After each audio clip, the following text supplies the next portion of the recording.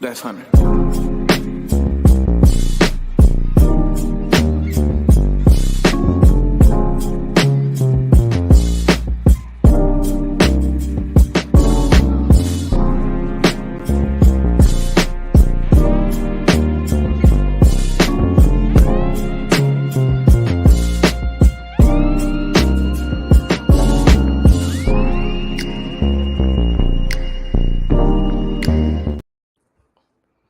Y'all, what is going on? Woo! Man, super excited. Earnings season is right around the corner. Earnings season is always my favorite time of year. I'm gonna tell you guys this. This time is like Christmas to me, man. Only comes, 4 times a year. You get an opportunity to really hear from the companies that you're invested in. Obviously, the companies that you may be interested in. And you just really get an overall real update. And I think that's what excites me the most about earnings season is that there's always a surprise too, right? Like when we took a look at last earnings season, who would have thought that NVIDIA, right, would actually add over $200 billion in an after-hours session? I think that's one of the main reasons why I love earnings season is because I feel like earnings season somewhere or another, there's always a life-changing trade, life-changing opportunity, and there's just life-changing moments that just happens during earnings season. And I think that's one of the main things that I love about earnings season is that you just never know what to expect, right? Shout out to the good brother Mark Monroe. Me and Mark are two big WWE fans. And it's kind of like, earnings season reminds me a lot of WWE, right? You're on the edge of your seat. A lot of times you really don't know what's going to happen. There's always a surprise that can come in a show, whether a champion may lose his belt, someone may lose a match that you expected to win. There's always some sort of surprise, maybe a return, right? And I think that this earnings season, just like any other, it comes with its surprises, right? So, what to expect, this earnings season and really how to leverage your stock options, during this earnings season is some of the conversation in the topic that I actually want to have with you guys here tonight, right? So, like I said, man, earnings season is always my favorite time of the year. Like I said, it only comes around a few of those times. So, we have a lot of, obviously, the same companies report usually the same time every year, right? So that is what we have on the agenda. Then as well, we also have on the agenda how to use stock options and actually leverage them during earnings season, right? So once you're able to really understand, options, you're now able to leverage this instrument during earnings season. And the fact that you're able to leverage and use this during earnings season, it literally helps you to grow as a trader and grow as an investor, right? So I definitely wanted to, make note of that for you guys. And man, we're going to pretty much hop right into it. So I'm going to start off by pretty much going through my 5 top companies that I'm excited to really hear from this earnings season. So I want to hear from 5 specific companies this earnings season. And I want to actually go through these companies and dissect, take a look at what's expected, what are my expectations for these companies, and what to really look at going forward. So that's really what I'm excited about here today. And that's where I want to start off this conversation with, hey, go ahead and actually, take a look at these companies as earnings season comes around. So let me go ahead and share my screen with y'all. We're going to get this party started, man. Boom. So the first company, as you guys could imagine, the first company that I'm excited about is Tesla. And here's why. I'm super excited. We got Tesla's delivery numbers last week. We seen they exceeded expectations. Wall Street had a positive reaction initially off the report. I'm excited for Tesla. I'm always excited for Tesla every quarter. I don't think Tesla's been out of the top 5 for me as far as excitement for earnings in the past 5 years. So Tesla's always, I would say, at least number 1 or number 2. Because you just never really know what's up Elon's sleeve. Now, I know that Elon's been notably, obviously, in the news lately with his stuff, his stuff towards Mark Zuckerberg, and obviously what's happening with IG threads, and really the shakeup there, and how it directly mimicked Twitter, and obviously what we see here right now. So Tesla, obviously outside of the controversy, we know that Elon always cooks up, but controversy is good. It can be good and it can be bad. You see, controversy a lot of times creates volatility, but it also can create a cult-like following. And pretty much Tesla's cult-like following is what's been able to allow, Tesla to really maintain it and push that stock price up higher. Even, even when business maybe slowed down a little bit in certain areas, right? Or Elon had, a lot of times Elon, particularly was a little bit controversial. Obviously, he used the stock to fund the Twitter deal. Obviously, there's been a few narratives that have happened, a few stories that have really dramatically affected, Tesla over the past year. But what I'm interested to see is when and if Tesla is able to gain over $300 a share again. I think that's really what investors and traders are really waiting on here, guys. They want to be able to see when price is actually going to make that movement higher above, 300 again.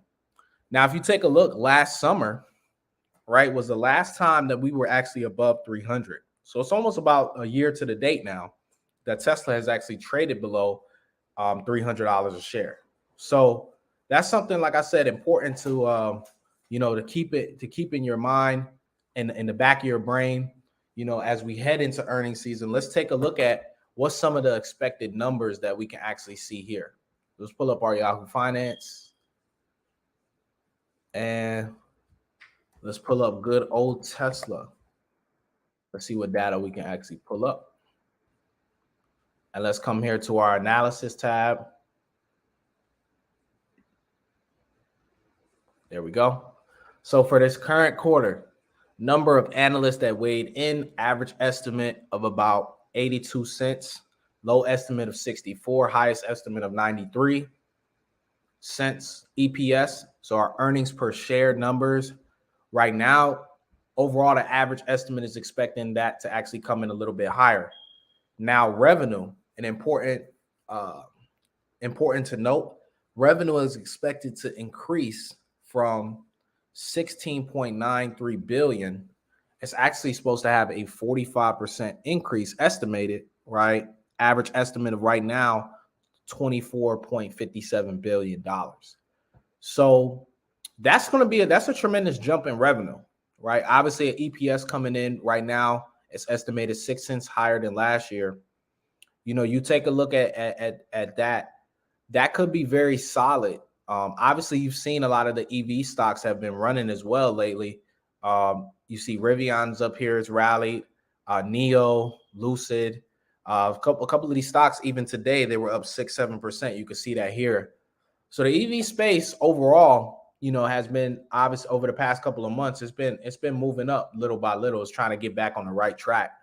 My thought process here for you guys, though, you guys know how I feel about Rivian, Neo, even Lucid down here. None of these companies compare to Tesla, in my opinion. A lot of people ask, well, hey, what do I think about them? I think a couple of them are decent companies, right? But as far as comparison to Tesla, there is no comparison. Tesla is the big dog, and it's going to remain the big dog. It has an edge and it has a competitive advantage that it's not letting up. And it also has a cult-like following, and it's dominant. And Tesla's brand just speaks for itself. They don't really need to do much marketing. Everyone does it for them. The people on the road driving them. Tesla just markets itself at this point. And Tesla's really been able to achieve a way of now making cars more affordable to the everyday person. And I think that's one of the things that I'm excited about over the next 12 to 18 months is how they can make it more affordable, but also that commercial industry as well, too. The Tesla Semi truck, I think, is going to be one of those big revenue bringers that ends up, happening. Will Elon talk about the Optimus bot, right? Again, what's the updates there? Like, there's a lot of things in a pipeline with Tesla that might not be surface level today that you can kind of just see plain as day, but it's coming. And I think that's what I like about particularly Tesla here at this time. So from a from the number standpoint, that's good to know. I'm excited to see where Tesla goes next. Right here, right now, it's at 269.61. Obviously, it's retraced from that 282. When you take a look here at this 269 right here, we're right here at 269.61. So yeah, it's super duper important for you guys to just pay attention to this one here. So right here at at this point now, like I said, we want to watch a key level will be 303.58. 303.58. That's really where buyers need to, like I said, take back over. So we need to see that being taken back over right there at 203.58. So definitely super excited for to see what's really next in that pipeline. So 269.61. So we'll leave Tesla there. Earnings will be in a few weeks for y'all. The next company. Now, Microsoft, I know some people may say, well, Microsoft is one of those companies that always should be on your watch list. And I would agree right with them. I think for me, when it comes to, Microsoft, when I'm looking at it here now, it hit that it made a new all-time high very briefly and pulled back and then hasn't been back since. I'm really intrigued by that, right? It wasn't able to just really get over that all-time highs, and it stayed away. Right now it's at 331.83. So Microsoft does look like it may pull back here to like 328, maybe even 322. And that could just honestly be a setup really to go higher. I'm really intrigued to see what happens with actually with this next year. So definitely want to make that note and allow you guys to actually see that here. So, yep. And let me take a quick pause real quick to pull this back up here. So Microsoft, because it came over to the SPX on accident. Perfect. So Microsoft right here at $331.83 a share. We need to watch it break above this 349. Now, I believe earnings season could be potentially one of those catalysts that may come in and happen. So when you take a look at Microsoft here, let's pull it up and see what those numbers really say. I'm intrigued and happy to see what those numbers really say, and let's dive into it. All right, y'all. So we're going to take a look at these Microsoft numbers and really see where they're at. So I think one of the things with Microsoft is Microsoft really came out the gate smoking this year, right? They had the $10 billion investment in ChatGPT. At the same time, they laid off a lot of people as well, too. Obviously, now we're taking a look here at these estimates. The average estimate is for them to do $2.55 per share EPS. A year ago, EPS, they did $2.23. So that was super solid. From an increase standpoint, it's expected that they are going to increase, right, in that EPS. Now, what I will say about Microsoft here is, for those that have really paid attention to earnings season, it is so difficult to keep Microsoft down after hours. I don't know about y'all, man, but I've seen Microsoft be down $25 after hours, but then turn around and go back positive, which is crazy, right? So Microsoft is one of those tickers that, I mean, it could decline after hours, but usually by the earnings call, they have such a good PR team and such a good team that they're able to come out and even sell you a bad quarter, right? So I think that's one of the things I'm excited about with Microsoft. Obviously, I'm interested to see what's next for them. And obviously, what I pointed to you guys at in the beginning of this episode was just like, when it came to NVIDIA, the earnings surprise that happened last time. Could Microsoft be that ticker this time that adds up maybe 100 billion or 150 billion after market close? I just think I have a really good feeling. I've said this on some Instagram lives that you guys have probably seen me on. And I've even said this here for some reason, right? And I could be completely wrong, but something in my gut is telling me that when it comes to really when it comes to earning season this time, there's two companies that I just have a gut feeling: Meta and Microsoft.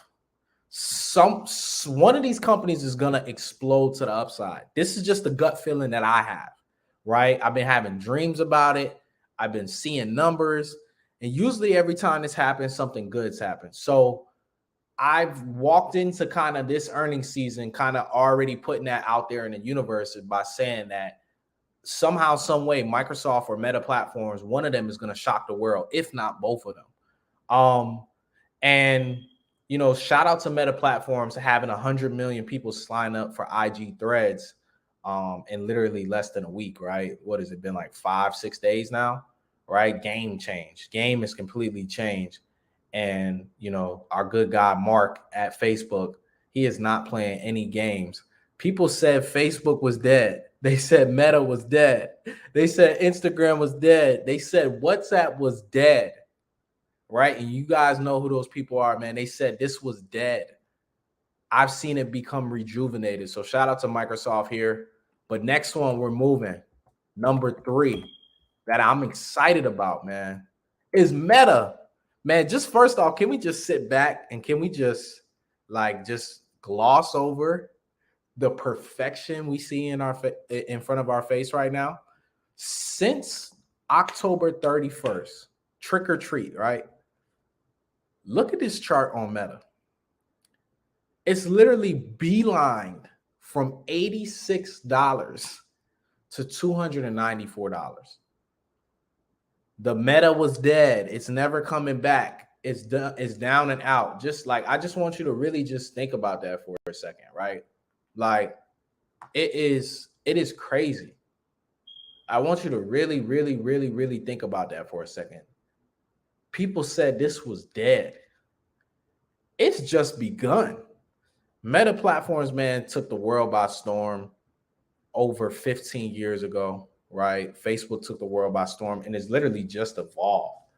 They had the hiccup in the road where, Apple really started cutting back on them, and they really had to really be competitive with Apple. Obviously, the App Store stuff, the things that happened. Now you have the Vision Pro, obviously, that's coming out, where a lot of people, kind of put the Kermit the Frog, sip the tea emoji and say, yo, they looking at their Meta Quest sideways now.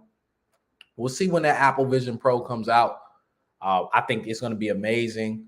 But Meta, man, Meta is really, it's literally put a stranglehold on the industry, right? It's like, okay, Snapchat has stories. We're going to choke the life out of them, right? Twitter had Threads. Like, now we just made a Threads app that literally just garnered 100 million people on there. TikTok, oh, okay, we're going to take what you do. Give us Reels.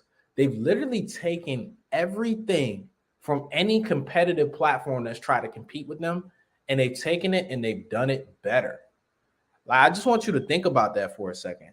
The dominance, like, from a business mindset, like, it's the epitome. I feel like Meta Platforms just doesn't play any games. Like, obviously they know there's going to be competition, but they never shy away from it, right? They never, ever shy away from it. So when I tell people to pay attention to Meta Platforms, it's because this company is a shaker, a mover and shaker. It doesn't bow down to anyone. I think after this run that you saw, the next time that there's an issue that, people feel like, oh my gosh, man, there's some issues going on, with, Meta Platforms, and there's some competition, to give Meta some grace, because Meta has shown you when its back is against the wall, it's able to pull out some of its best performances. You heard people say TikTok's taking over. TikTok's doing this. You heard people literally saying that, right? And my answers, my thing that I want to say to you guys is, like, wake up and smell the coffee, man. Meta Platforms is in for a big month. I got it. Like I said, that feeling, one of the two, if not both, are going to really blast off. And I think Meta is able to get back over 300 and go on another crazy run. I think there's some more gas in the tank left on this one. So those were companies that, obviously were a little bit obvious, right? Right, for me to kind of be excited about. Now, I want to kind of get in and actually break down and speak about particularly a company that maybe you might be overlooking, right? I wanted to put a company on the list that I thought that someone or a group of people could potentially sit back and say, you know what, I am kind of overlooking here right now.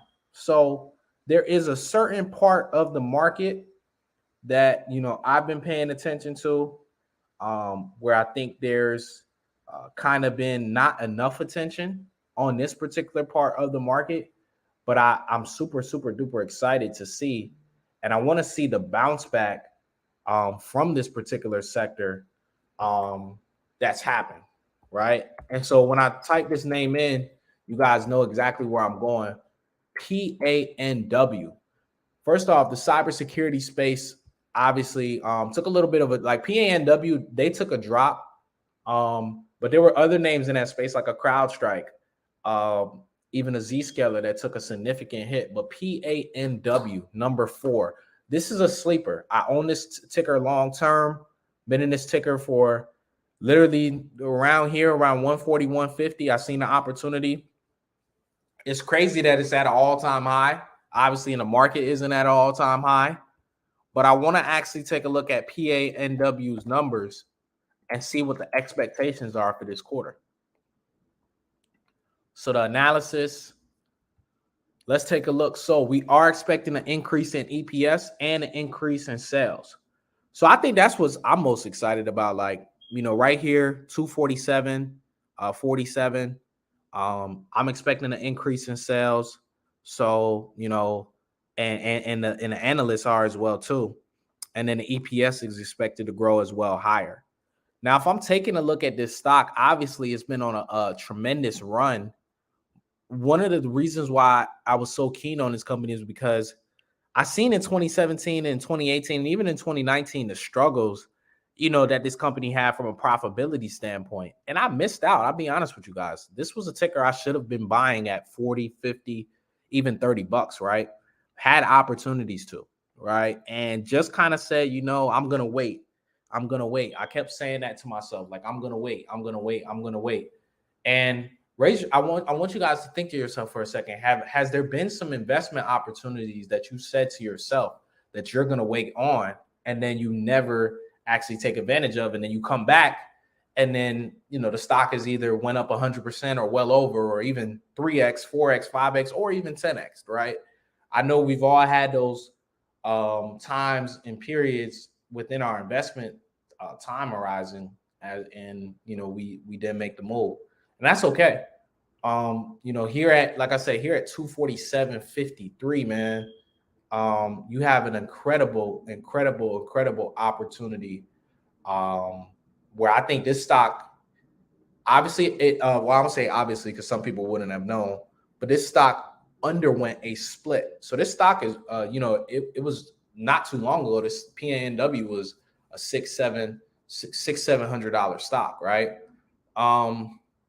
Obviously, with it undergoing a split, obviously the price has dropped, but now this thing is shooting up again, and I wouldn't be surprised to see this thing run back to $300, $400, $500 over the next 5 years, right? So, I've seen what it did before, and I believe it'll do it again.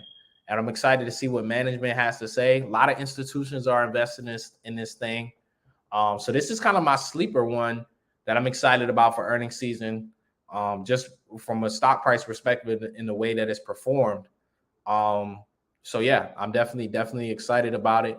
So PANW obviously doesn't get a whole lot of love, obviously in the media, but you see what's happened with its price.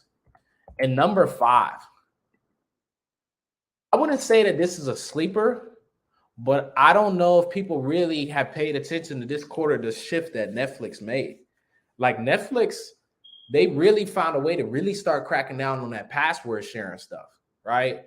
Like, everyone was sharing, their Netflix passwords with their family members, friends, girlfriends, boyfriends. all of that good stuff. Like even just, you know what I'm saying, like 7 people on a Netflix account. Now Netflix is cracked down to where you're only able to use your account at a specific household with one specific Wi-Fi network. Where yes, someone else can use it in a different household, but you're gonna have to pay an extra $8 a month to add on that household. Right. So that's literally just created another revenue stream for them, right? Because all the people because think about it, it would be smart for you to just ask somebody for $8 a month instead of that person paying another $16 for another account. And some people may argue, well, and say, well, those people aren't paying the $16. Well, think about it. Those people were not paying anything at all, right? Before. Those people were not paying anything at all before. So I think it's, super, super duper important, for people to really think about that, from that perspective. Right. So definitely want you guys to really, really, really, really consider, Netflix as one of your main companies to pay attention to here in this quarter when it comes to earnings. There's a gap. Price needs to get above 461.92.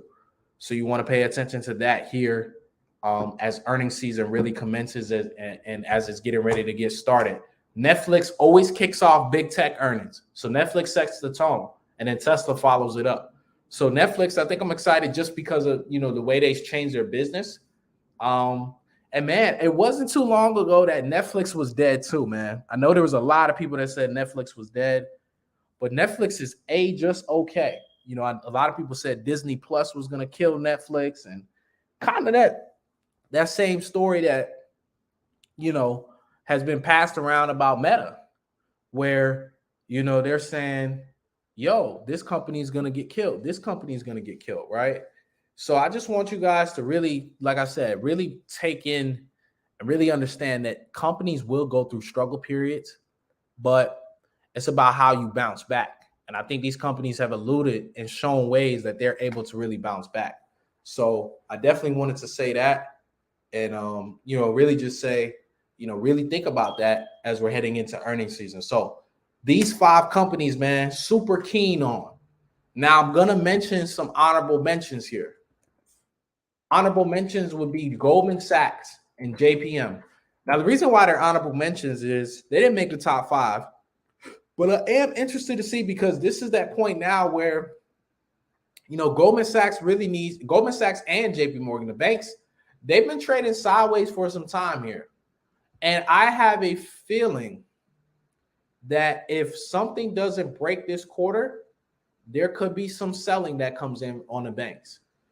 JPM doesn't want to drop, and I'm going to say this, Goldman Sachs doesn't want to go sub 300 and doesn't want to break towards like 290 and 280 again, because that's when sellers will definitely regain control, and that would be rough for the Dow. The Dow really, like a lot of questions have came in about this Dow breakout that I was speaking on. It's really predicated on these banks, man, to be honest with you. They were pushing higher. They had all the momentum. They gave out of gas. So the Dow needs to regain some gas. Obviously, it's the index that's performed the least this year. Obviously, the NASDAQ went up about 33, 34%. The SPY is up about 14, 15%. And then the Dow here is up about 4 to 5% this year. So the DIA really needs to kick things up, at least get into double digits. And we'll have to see if it does. A lot will be predicated on Goldman Sachs and JPM. We know the banking issue that happened this year. Obviously, it created a little bit of a lack of confidence.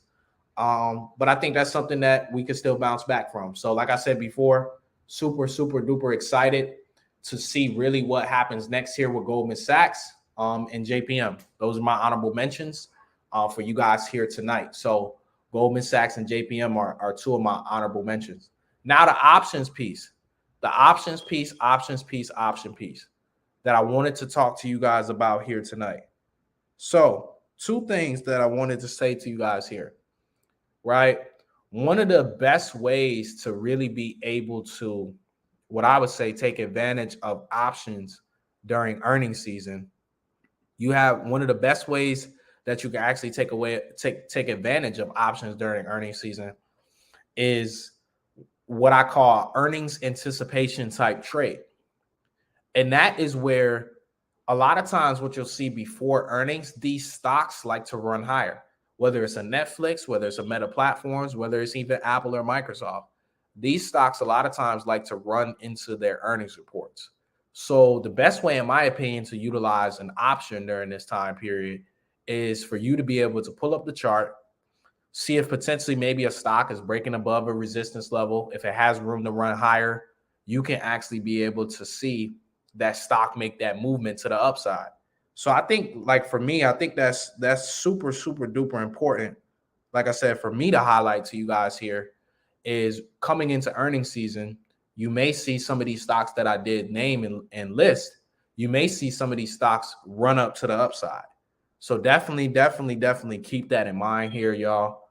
Like I said, I love earnings season because earnings season only comes around a certain time of the year.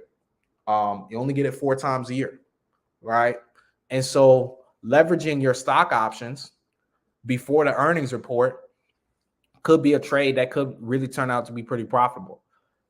Now, I want to talk about during the earnings report. I would not suggest anybody to use an option during the earnings report. It is such a risky type move.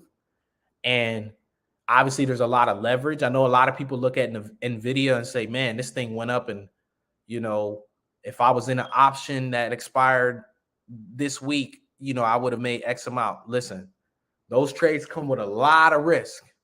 So understand that you could make a fortune, but you also could lose everything. That's what comes with it. Now, I also want to talk about the after.